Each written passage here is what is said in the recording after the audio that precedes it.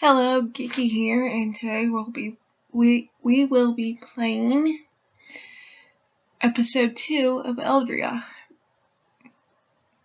This episode will again be split up into 2 parts, with the second part being the illustrations of each of your main dateable guys in the second part. Without further ado, let's go.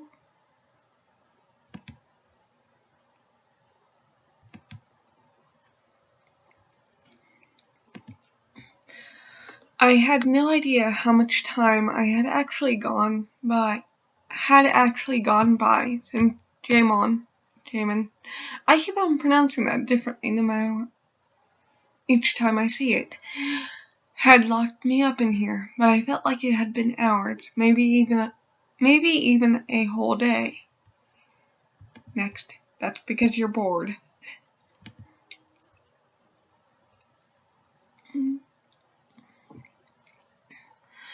As my thoughts got darker and darker, I could feel the tears forming in my eyes.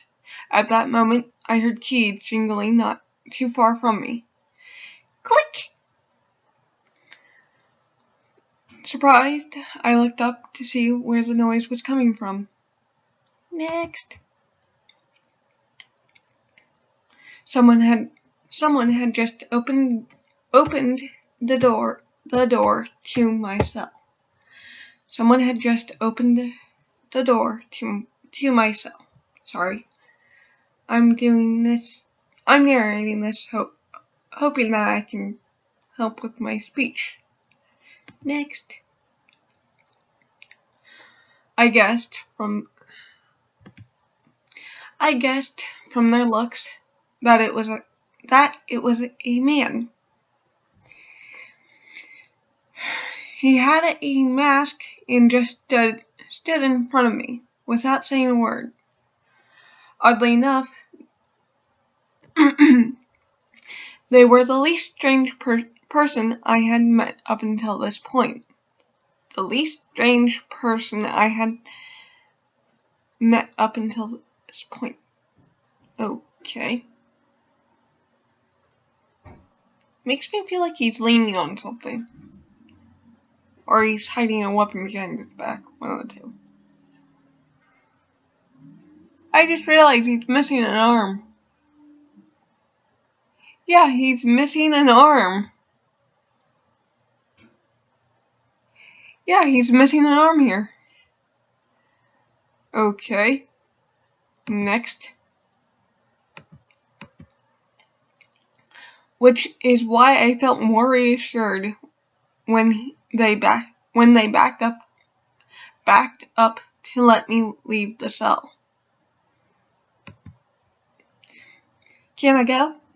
Can I go? Can I go?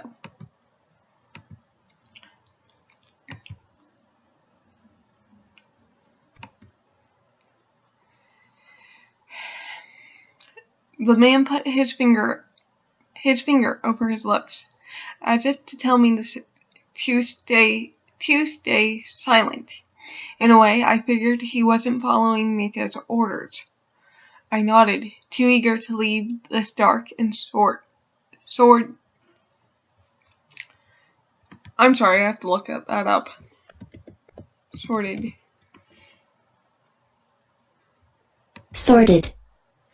Okay, I'm pronouncing it right.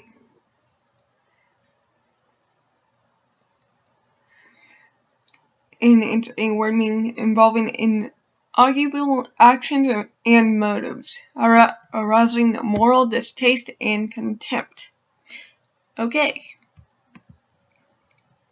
Wow. She knows a lot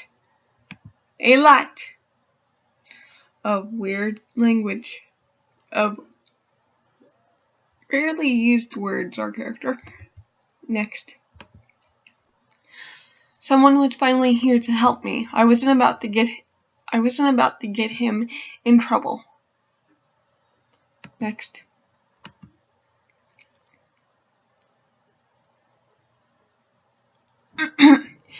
I took a few steps outside my cell then looked around to look for an eventual trap.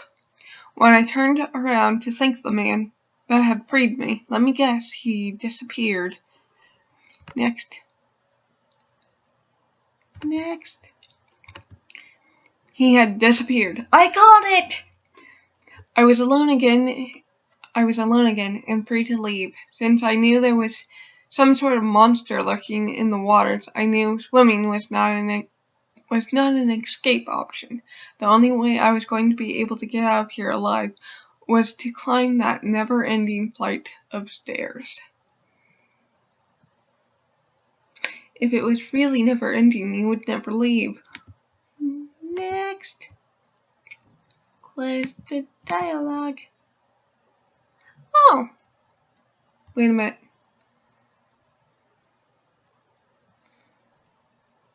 Is it just me or does that look like a head now?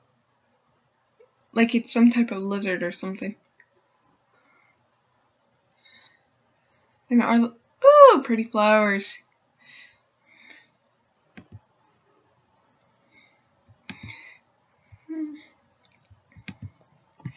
I hadn't paid attention during my descent, but there was an area with water and strange flowers that I had never seen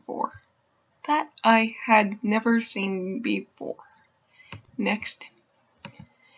It was both beautiful and worrisome at the same time. But you have to admit they're pretty. And the mushrooms are glowing. Next. For being never ending, we're sure getting out of here quickly. Hall doors. I'm drenched in sweat from climbing all those steps. God. Incarnation. I feel like she slowly would be cussing underneath her breath. Next. Sometimes you may have to choose a path between several answer options in the dialogue. Each choice can affect your story, path, or even the way other characters feel about you in a different way. Choose wisely.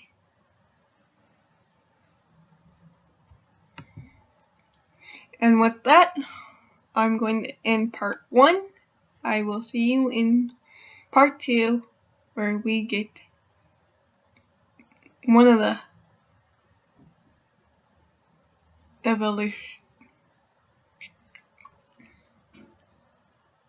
illustrations. Geeky